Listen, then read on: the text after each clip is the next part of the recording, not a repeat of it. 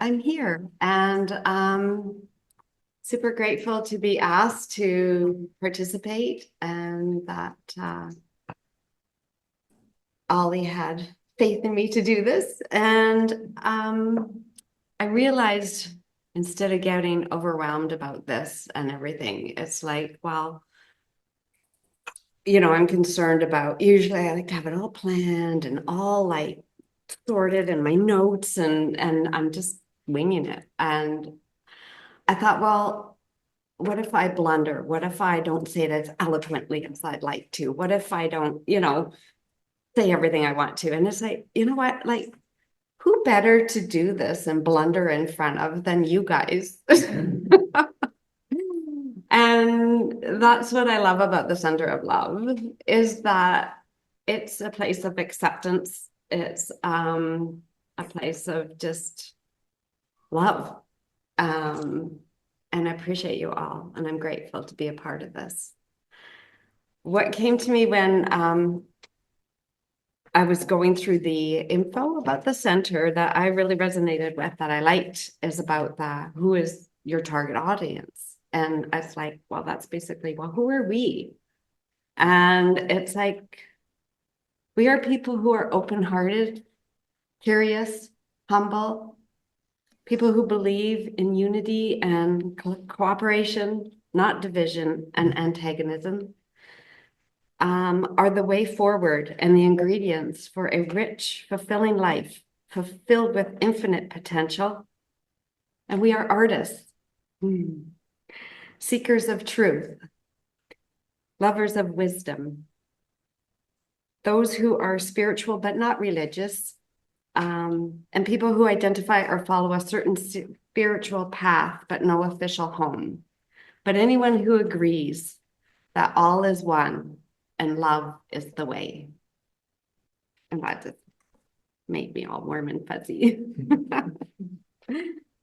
I realized too today when I was preparing for this that this is our 3rd year anniversary for the center, but this is my 1-year anniversary.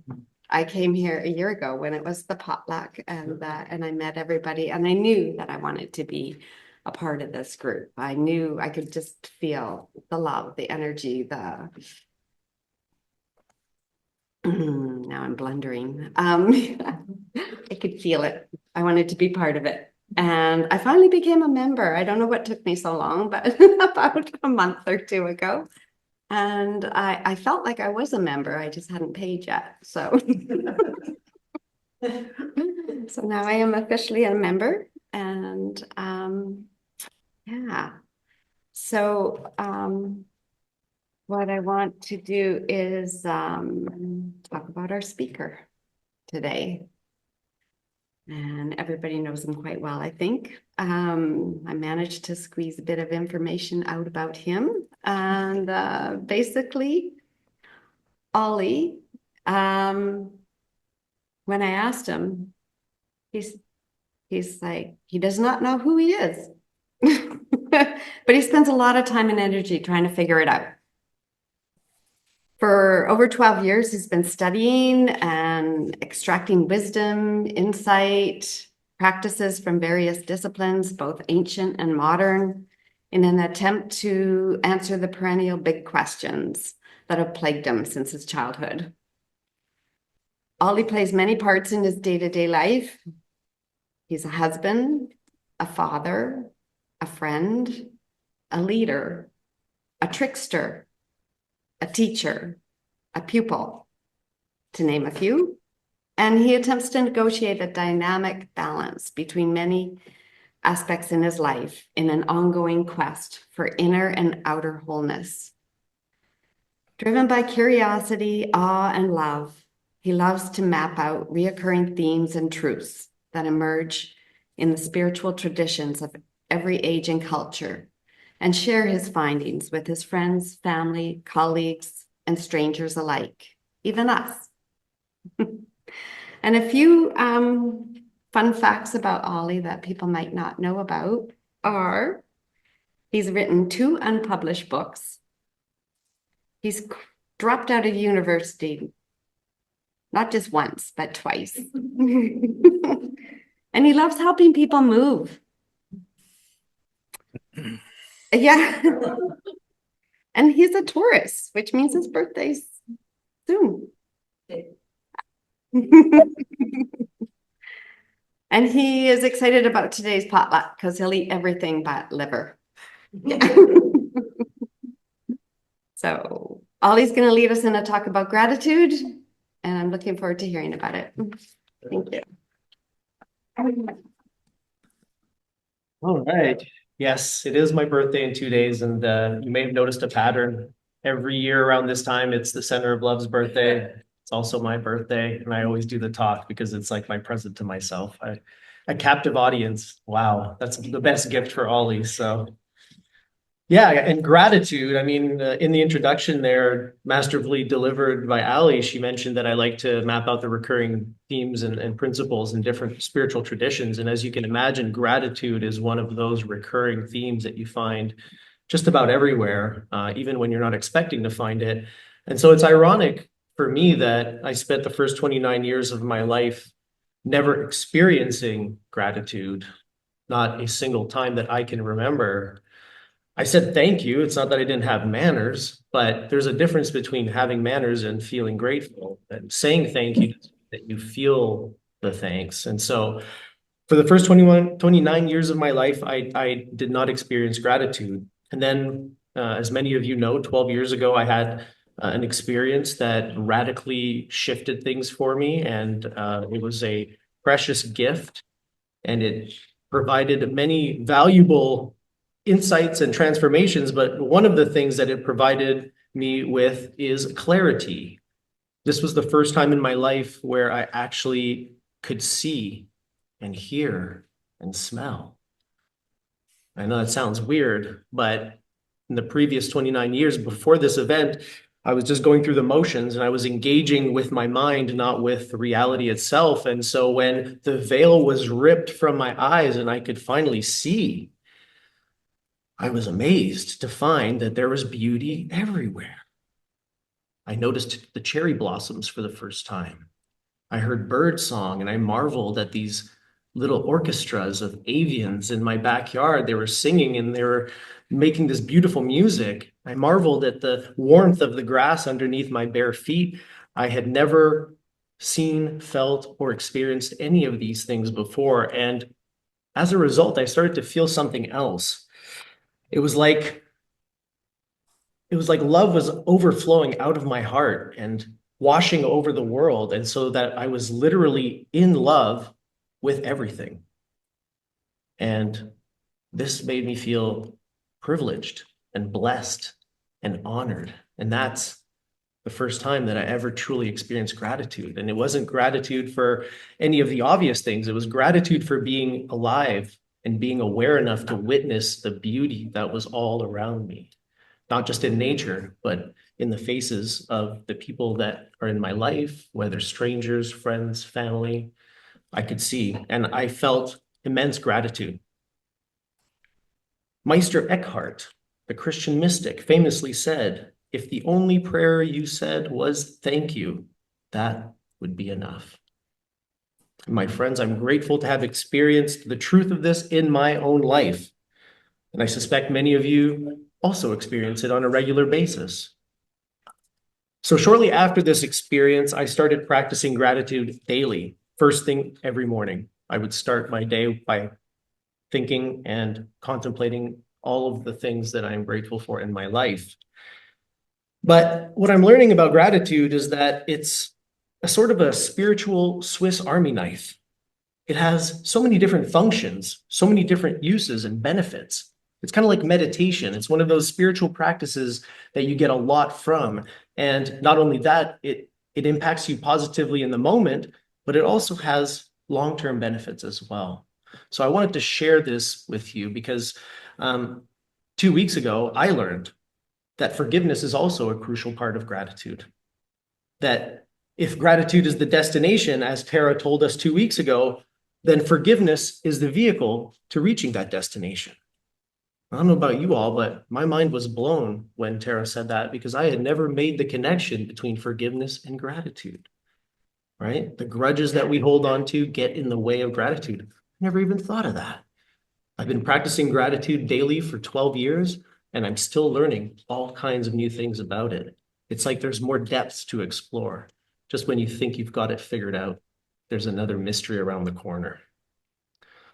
So, even though I had everything I ever wanted or needed as a child or as a young adult, I was never happy, never satisfied, never content. I was always focused on what I wanted but didn't have, or what I had but didn't want. And this pattern of thinking didn't go away after I had my cubicle epiphany. It slowed down for a bit, but after a bit of time, it started to reassert itself, only now something was different. I was aware of the desires. I was aware of the yearning and the wanting. Now, I'd like to tell you that that was helpful, but it wasn't really. Just because I was aware of it did not give me any better handle on it at all. So one day I was contemplating this question of desire and suffering, because it is something that has been a part of my life all the way through. And so what I did is I asked the great teacher, because that's how I operate, when I'm lost or I don't know the answer to something, I just ask. So I said to the great teacher, what is the cure for desire and the suffering it creates in my life? And on this particular day, I was blessed to receive responses from the great teacher. She said, to cure a condition, apply its opposite. Okay. To banish darkness, you need light. To banish dishonesty, you need truth. To banish fear, you need love. So then, if you want to cure desire, you need desire's opposite. The opposite of desire. Does anybody here want to guess what that might be? Oh, okay. See, you're smarter than I, because that's not what I said. When the great teacher asked me, what's the opposite of desire? I said, well, the opposite of desire is like, it's aversion, right? The opposite of wanting this is avoiding that, right? That's where my mind went, but you're much wiser than I. When I responded to the great teacher, she just laughed at me. She was like, don't you see? Not wanting something is still wanting something. All right, you get what I'm saying? So the opposite of desire is not aversion, because an aversion is another form of desire. So I said, okay, you got me. What is the opposite of desire, great teacher? And she said, the opposite of desire is gratitude. Desire, she explained, is grounded in time. It's rooted in what is not. At its core, desire is wanting things to be different than they currently are at this very moment. I want something because I don't have it now. Or I don't want something because I have it now.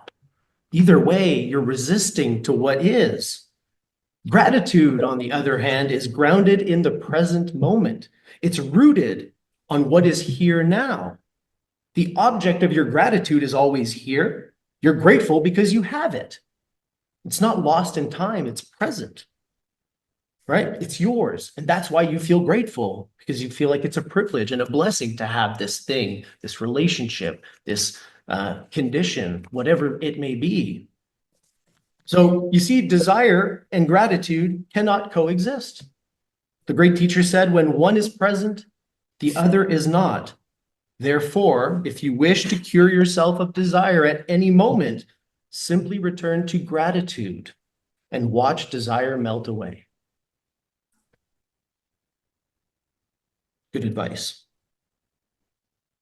Epicurus, the Greek philosopher who famously stated that pleasure is the highest good. So just so you know where he's coming from, this Epicurus fella. And actually, Epicure, the spices and stuff, named after this fella, a bon vivant who really appreciated the finer things in life. He says, do not spoil what you have by desiring what you have not. Remember that what you now have was once among the things you only hoped for. Right? Redirect. I want this and I don't have it. Well, what do you have? Right? Once upon a time, the things you had were just the things that you hoped for, and now they're here. So don't spoil what you have by desiring what you have not. Very wise words. Now, since my conversation with the great teacher, whenever I find myself being pulled or pushed by desire, craving what I don't have, or wishing things were different than they are, I start looking for that secret third option, what I have, which was once among the things I only hoped for. And this simple redirect pulls me out of time and it grounds me in the present. It dissolves my resistance and allows me to relax into what is. Because aside from the many obvious blessings, there's something else that I've learned. The more you look for the gratitude, the more you look for reasons to be grateful, the more you realize that there's always a reason. There's always something to be grateful for. At least that's been my experience.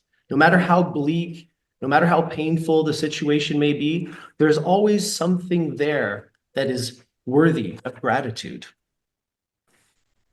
Now, there's a flip side to every tragedy, to every misfortune, to every inconvenience, to every conflict. If you flip it around, you will find that there's something there to be grateful for. Maybe it's an insight, a lesson, a revelation, a nugget of wisdom, or maybe it's just an opportunity to cultivate resilience. Whatever the case may be, in my experience, there is a bright side to every situation. Ralph Waldo Emerson says, cultivate the habit of being grateful for every good thing that comes to you and give thanks continuously. And because all things have contributed to your advancement, you should include all things in your gratitude. We've heard about radical acceptance. This is radical gratitude, being thankful even for the painful situations in our lives, being grateful for all that has come before because it led to your development and your current state here and now. The last thing I want to leave you with, notice that Emerson describes gratitude as a habit, not as a quality that we have, not as something intrinsic. It's a habit. Looking for the good, intentionally recognizing it, saying something like thank you for that good. The more we do this, the more it becomes ingrained in us, the more it becomes a habit rather than something that we have to constantly do intentionally. It becomes automatic. So that, for example, I was running the other day, I was running up this very steep hill and I was starting to feel quite miserable about it. And I noticed across the street from me, a woman in a wheelchair. And she was looking at me and I was looking at her, and I immediately felt immense gratitude for my body, for having functional legs, for being able to, at the age of 42, run up a hill. I started to feel gratitude for all these things, even though I wasn't looking for it. That was the first thing that popped into my head. Started thinking about it, and it was like, wow, yeah, here I am complaining about this hill, but at least my legs work. At least I can run up a hill, right? So there's always these like hidden reasons that if you just start to look and you start to practice, they pop out of the woodwork all the time. I wanted to share this with you because gratitude is a massive, massive part of my daily practice. Like I said, I start every morning with it.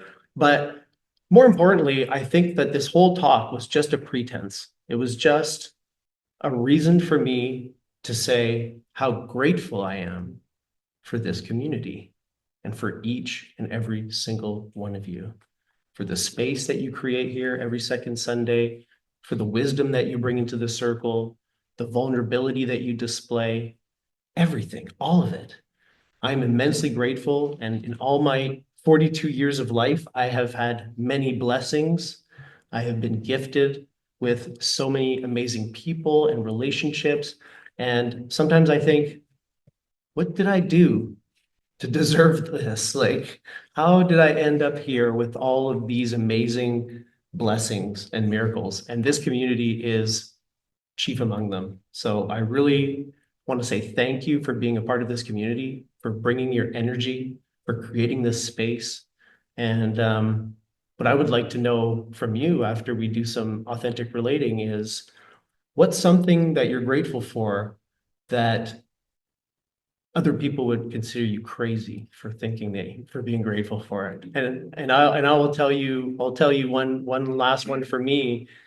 This has been weighing on my mind a lot lately, is my mother's passing last August. I'm not grateful that she passed, obviously, but I'm grateful that she taught me some very valuable, life-changing lessons in the way that she passed and in the way that she lived. And so even though I still miss her and grieve her, I'm grateful that she showed me how not to die. I'm grateful that she showed me how not to live, right, in a place of fear, like she did. So even though it's a painful experience, I'm still grateful. Still grateful. So, but yeah, so I'd love to hear some of your reasons for being grateful that most people outside of this room might consider us crazy for, because that's a sign that we're looking deeply into things and we're not just engaging at a surface level. Because at the surface level, losing someone just sucks. But when you go down below the surface, you can find some insight and some wisdom and some love there. So, but yes, that is all today, my friends. I just wanted to share that bit about gratitude with you because it is a powerful, powerful force. And I'm very excited to say that instead of meditating now, which we normally do, we're going to actually do some authentic relating like we did a while back with Ali. And Ali has graciously accepted the offer to lead us in some authentic relating. So I will welcome you back up here so you can tell us what to do.